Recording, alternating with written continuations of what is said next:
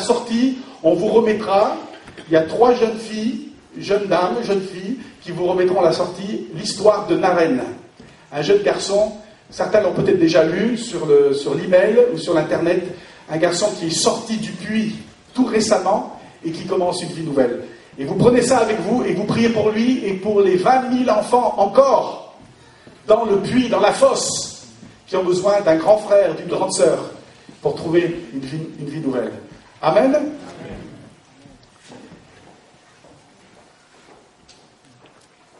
Vous avez vos Bibles? L'autre jour, en traversant la Manche avec mon papa, on est allé passer une journée à Douvres. Une journée, ça suffit en Angleterre. Hein. Ça suffit. Et puis la traversée, c'était quand même... je voyais le film Titanic, là, en vision. Mais quand on est revenu, c'est là, en voyageant, en revenant sur Calais, que l'idée du message de ce matin m'est venue. Il y a des gens qui pensent que le message va venir quand on est enfermé dans une petite boîte et qu'on est prié 3 heures. Ça peut arriver. Et parfois, ça vient comme ça. Et moi, c'est venu en revenant l'autre jour, et c'est dans la première épître de Jean que j'aimerais lire au chapitre 2. Pas l'évangile de Jean, l'épître de Jean, pratiquement à la fin de votre Bible.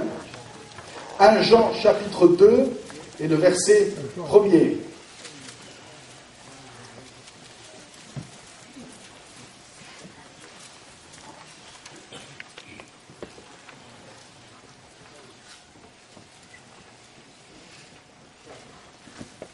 C'est pas tous les jours que la famille Paton est au grand complet. Et il y a mes parents, et puis il y a mon frère avec sa tribu. Je ne sais pas combien il a d'enfants. On ne les compte plus après. Et qui sont là. Alors on est ensemble en famille, ce qui est très très rare. On va tous dans une église le dimanche matin, mais c'est pratiquement jamais que tous on est dans la même église le même jour. Je lisais, juste avant de lire ce passage, je suis un passionné de la mission, vous l'avez deviné, je pense. Et je lisais tout récemment un livre que j'ai trouvé dans une librairie chrétienne, l'histoire de John Paton. Et ça m'a interpellé, j'ai dit, tiens, c'est le même nom que notre nom de famille. Il est né dans la même ville que mon père, à Glasgow, en Écosse. Et puis il est devenu missionnaire comme tous les 3, tous les 4, tous les 5. Et j'ai dit, il faut que je lise quand même l'histoire de ce John Paton. Cet homme est parti il y a très très longtemps, il n'y avait pas d'avion à l'époque. Il est parti en bateau de l'Écosse pour aller, il a choisi très loin sur la carte. À mon avis, il a dû regarder le plus loin et il est arrivé aux îles Nouvelles-Hébrides, près de l'Australie. Aujourd'hui, c'est Vanuatu. Et avant de partir, John Paton avait un chrétien dans son assemblée, un vieux chrétien, qui n'était pas sage du tout, qui voulait vraiment le décourager. Et ce vieux chrétien lui a dit, tu sais John, tu prends ta femme, tes enfants, et tu t'en vas à l'autre bout du monde, et tu vas sur ces îles là-bas, tu sais que là-bas il y a des cannibales. Et c'était vrai, il y avait là-bas des cannibales. Tu risques de mourir, toi et toute ta famille. Et voici ce que John Paton, je vous le traduis, ce que John Paton a dit à ce vieux chrétien dans cette assemblée, peu importe si je suis mangé par les cannibales ou par les vers, tant que ma vie et ma mort honorent le Seigneur Jésus. Parce que 20 ans avant l'arrivée de John Paton dans les îles Nouvelles-Hébrides, 2 autres missionnaires protestants avaient mis les pieds sur cette île, mais ils ne sont pas restés très longtemps sur cette île. Le missionnaire Williams et le missionnaire Harris. Ils avaient à peine mis le pied sur cette île qu'ils ont été frappés à mort. Et ils ont été mangés par les habitants de cette île. Vous savez qu'aujourd'hui, des années et des années après, sur les îles Vanuatu, 32% de la population est évangélique. 32% en France, c'est 0,7 en France, même pas 1%. Et voilà une île remplie de cannibales, il n'y a pas encore très longtemps, qui a reçu l'évangile, et l'île entière a été transformée par la puissance de l'évangile. Alors quand je serai au ciel, j'irai chercher John. Et la tribu Paton pourra se réunir pendant quelques temps. 1 Jean, chapitre 2.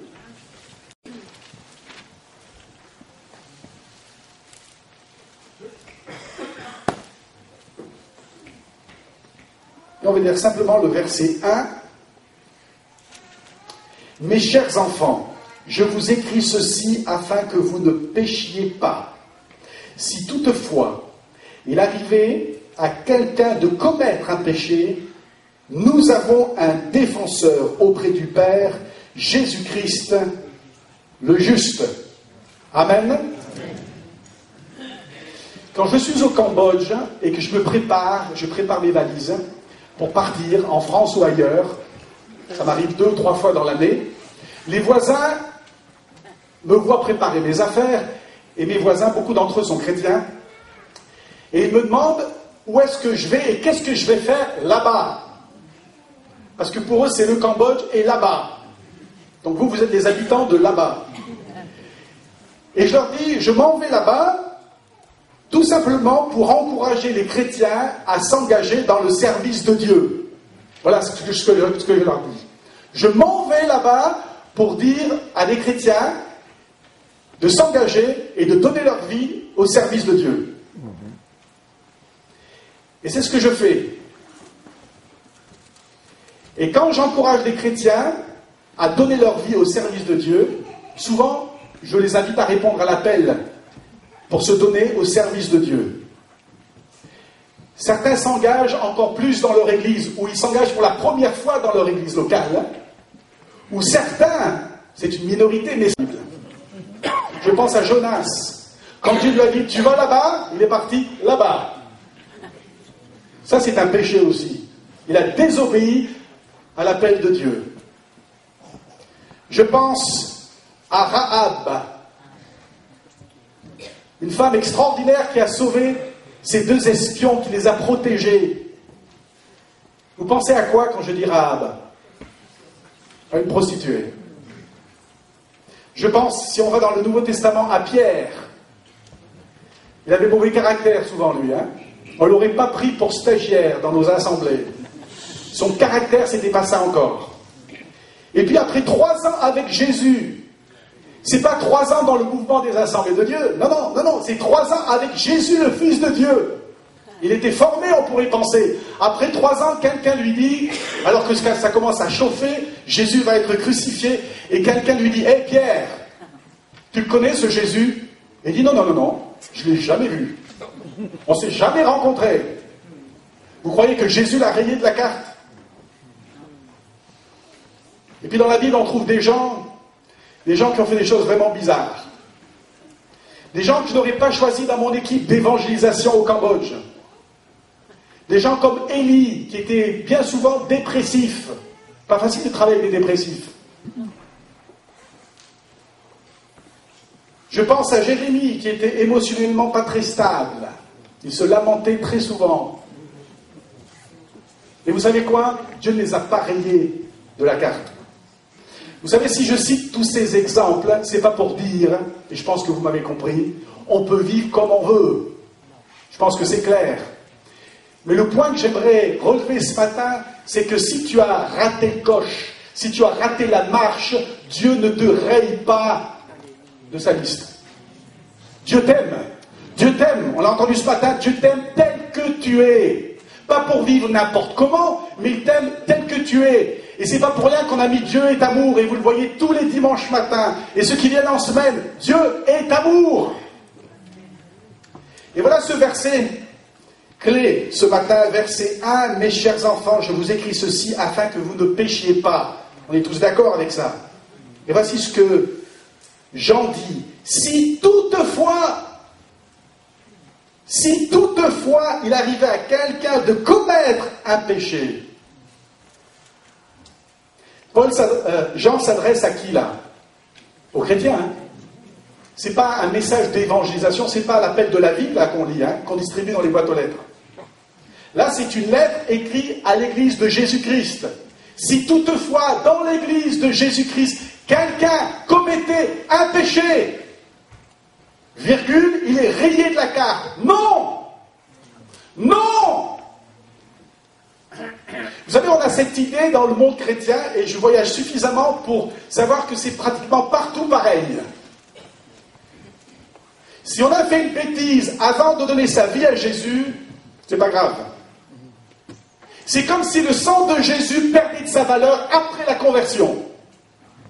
Comme si la grâce de Dieu, elle marchera pour n'importe qui ne connaît pas encore Jésus, mais la même grâce de Dieu, elle perd de son efficacité le jour où vous vous tournez à Jésus.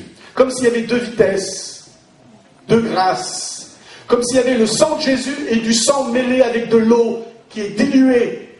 Non, c'est le même sang qui coule. Avant votre conversion, pendant votre conversion et jusqu'à la fin de votre vie. Alléluia. Amen.